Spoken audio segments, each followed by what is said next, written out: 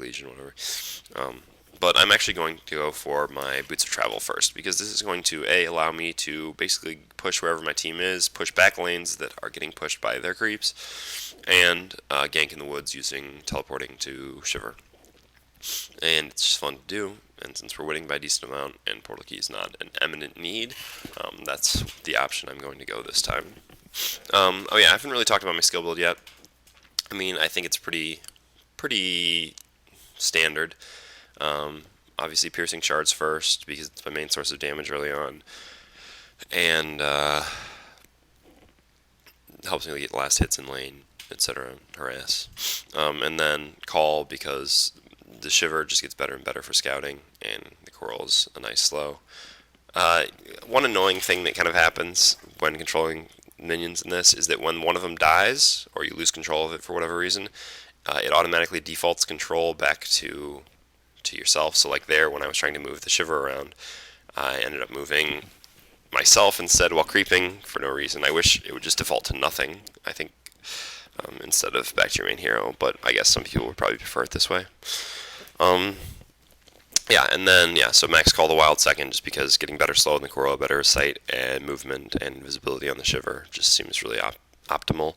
And then cold shoulder next, which I don't use at all because, like I said, I'm not really used to it being an active ability. Getting 1 point of cold shoulder, I guess, might be acceptable at like level 9 or maybe even 8. At 8, though, then the bird's no, the bird. No, with 2 levels, the bird doesn't have invisibility, which is kind of an important thing to have. So yeah, I don't know. I think I would probably prefer just maxing Call of the Wild. I think is just going to be the best option pretty much always. I understand that, giving the cold shoulder gives you some element of mobility, which is never a bad thing. But, yeah, whatever. So anyway, we're pushing down towers here because we can. We have Tinker, we have Warbeast, etc. Just using the Shiver for vision over in the woods. The Plague gets out of position, bring up the Coral and myself to finish him. Should have probably brought the Coral up for that second kill. I guess maybe I was trying, but it just took a little too long. It's possible he had the T problem again. I don't know exactly. Yeah, so just going to push down more towers. Pretty dominant position in the game at this point. Not really, I don't know. I mean, again, sorry, this is just the first Tundra game I played, and I remembered the request, so that's why it's kind of a stomp, and there's nothing I can really do about it, unfortunately. But, what can you do? That's matchmaking for you. Hopefully in the future I'll play Tundra again. I really do like this hero. I think it's such a strong hero. And he's pretty fun to play. It's nice to control all these different things. Yeah, so that's pretty much that. I wish that I clicked on other heroes on my team real quick so I could show items. This would be a good point to point out my teammates' items, but no, whatever. So instead of teleporting back to base, I'm just going to run back to base. Oh wait, no, actually, yeah, we're going to take Congo real quick because we easily can. And I can use, Shiver for vision and Coral to slow Congo. And then afterwards, I should probably run back to base, and then I'll teleport back to the Shiver or back to the lane my teammates are pushing. There's an illusion there that he points out that I plan on bottling up, but foolishly forget about in my haste to get back home so that I can teleport back to the action. So get the Congo token. I'm going to give it to Warbeast because he's our carry. It doesn't really matter at this point, I guess. I mean, it's not like it's 16-4. Yeah, we're winning battle. So yeah, sending Shiver up into their jungle now because that's where I intend on teleporting. Thinking right now about that rune that I should have taken, and that leads to kind of poor Shiver micro, which lets the Defiler see it and kind of scares her out of the jungle, which is unfortunate. Although I probably couldn't solo gank the Defiler in their jungle now, but Orange is actually up there, so yeah, wish I'd controlled it better. Unfortunately, Shiver now runs out just about the time that I'm going to want to teleport back to him. Do finally have enough money for my portal key. Don't actually have to worry about the fact that I don't buy a homecoming stone this time. I actually didn't even think about it. I'm like, ooh, do I need a homecoming stone? No, I have boots.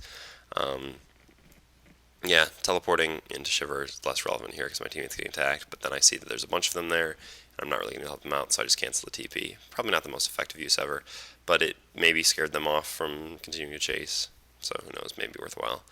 Maybe it would have just been better if I just teleported into Shiver, slightly behind. Yeah, so just kind of scouting their jungle, using the bird. Get invis whenever I go somewhere that I think they might be, so that they don't see it, and we can get the jump on them, but they're not there. Um, but I mean, we're really doing the correct thing here, which is we're just kind of like keeping pressure on all the lanes and hanging out in their jungle instead of rather than ours farming. This is just kind of the way you play when you're ahead. Somehow Pink actually snuck all the way through over to Engineer there, which is pretty strange. But yeah, intelligently he's just gonna teleport out because he realizes the Engineer doesn't have a stun left. I don't really know what he was doing. Like I'd seen him go in the jungle earlier, but I assumed he just backed off to their base or something, not ran all the way through it to go try to debo top lane. But no, whatever. What can you do? Um, yeah, so I'm just gonna continue to push lanes here. Get the last outer tower down. I think the outer tower in mid's dead. Yeah, it was. We pushed all the way up to their base in mid. Um, excuse me. I had to sneeze. See the Plague Rider out of position. Sorry, bad timing. And just blinking on him immediately because I see that he's by himself because of the shiver placement. So it's an easy kill, and my teammates are close enough to back me up. Yeah, sorry about that. One of the few interesting things I do this game, And of course, I'm sneezing when it happens. Sorry I didn't pause for the sneeze. I assumed it would be quick and nothing important would happen. Of course, that would have to be incorrect. So we should be able to push base tower here. We have plenty of health left and everything. Unfortunately, pushing into Defiler is always kind of painful just because of her waves, but no, what can you do? We should still be able to take this tower pretty easily. And Warbeast has his token, so it doesn't really matter if he goes down. See Plague over there again. I'm a little bit too low to just go blinking in this time, but I can kill Steel with shards pretty effectively. Voodoo gets nice, really nice ult off. Unfortunately, if I'd been paying more attention, if the Plague lived, I probably would have blinked in, hit him once or twice to finish him off. But what can you do? Here the Gauntlet kind of tries to come up a bit, but not really do much. I assumed he would run back in a straight line, which is why I threw the piercing shards where I threw him, rather than actually at him. But he juked to the top. He's actually been pretty good at juking the shards so far this game. Plague comes up to kill my Coral. I have Blink and ult up, so I'm going to make him pay for this one. Yeah, my teammates come in, and we finish him off. He almost got the kill, though, on the Coral. Don't worry. Yeah, so really not a whole lot going on at this point. Just can teleport bottom, basically, because I can. We're not really going to be able to do much more top, and I don't think we can just walk up to the other lanes and take them at this point. I'm hoping that illusion rune is still bottom that I didn't grab earlier, because that would help me bottle up, which would be pretty nice. Surely enough it is, so I'm going to go grab that in a second. After maybe one or two more creep kills here. Yeah, I just decide that after missing a creep kill, that's a good sign to get going. Kind of scouting their ancients there, because the Shiver has nothing else to do. I'm running up. Again, same problem, the Coral dies, and it defaults control to me, which makes me move back down rather than moving up like I want to. See my teammates are pushing mid here, so I'm just going to head to mid. Should be bottling up. Oh yeah, I have money to finish my Vanguard now. I considered going straight into something else, but yeah, I figured why not with the Vanguard. Just stay safer. More survivability, safer, is what I mean. So less chance to die, keep my one death, good KDR, etc. Gotta pad the stats, Yeah, my ability to talk this game has been pretty mediocre. I'm sorry about that. Yeah, it really does just kind of suck talking with a cold. Like the entire time, I'm kind of like trying to be like, oh, do I need to go blow my nose again? I don't really want to. Here, just scouting with the bird again. See the Defiler up. If she comes up again, I plan on blinking in on her. Yep, boom. I kept the Coral up reasonably well positioned so that I'd be able to slow when that happened. I should probably power